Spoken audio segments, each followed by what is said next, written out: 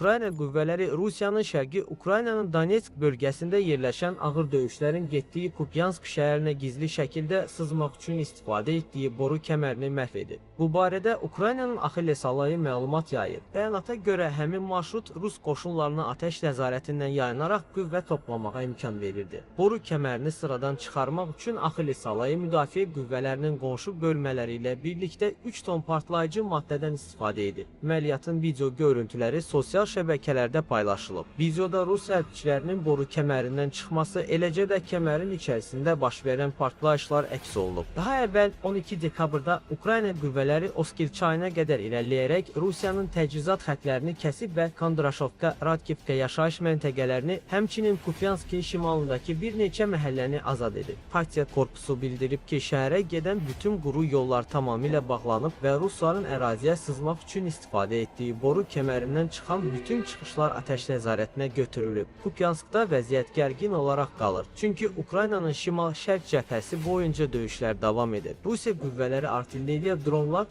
və kiçik hücum qruplarından istifadə edərək şəhərə müxtəlif istiqamətlərdən təzyiq göstərməkdə israrlıdır və Ukrayna müdafiə xətlərini yoxlamağa çalışır. Oskil çayı yaxınlığında yerləşən əsas logistika mərkəzi olan Kupyansk hər iki tərəf üçün strateji əhəmiyyət daşıyır və yaxınlıqdakı təchizat marşrutlarına nəzarət münaqişənin əsas hədəflərindən biri olaraq qalır.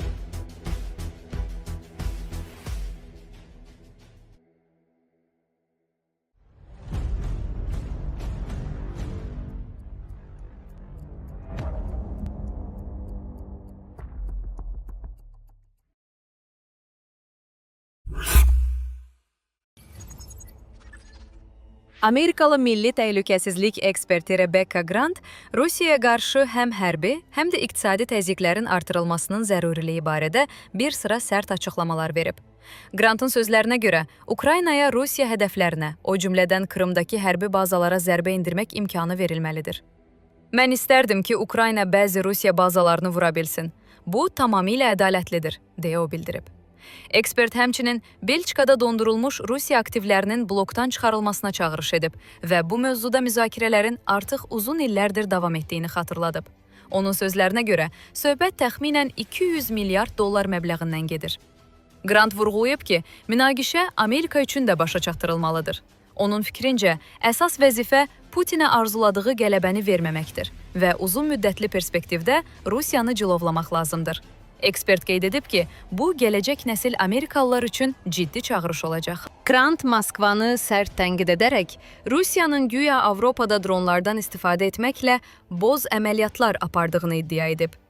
Digər hərbi analitik Michael Clark isə bildirib ki, Ukrayna gözlənilməz hücum hazırlaya bilər və bu hücum müvəqqəti işğal altında olan Krımda həyata keçirilə bilər. Onun sözlərinə görə, Ukraynalılar sürprizləri sevirlər və yaxşı anlayırlar ki, bu təkcə cəbhədəki ruslara deyil, həm də qərbdə Ukraynanın irəliləyişi barədə təsəvvürə təsir göstərir. Clark əlavə edib ki, Ukrayna son vaxtlar xüsusilə Krımda bir sıra radar stansiyalarına və hava hücumundan müdafiə obyektlərinə zərbələr endirib. Analitik əmindir ki, Kiyev hava hücumundan müdafiə pərdəsində boşluq yarada.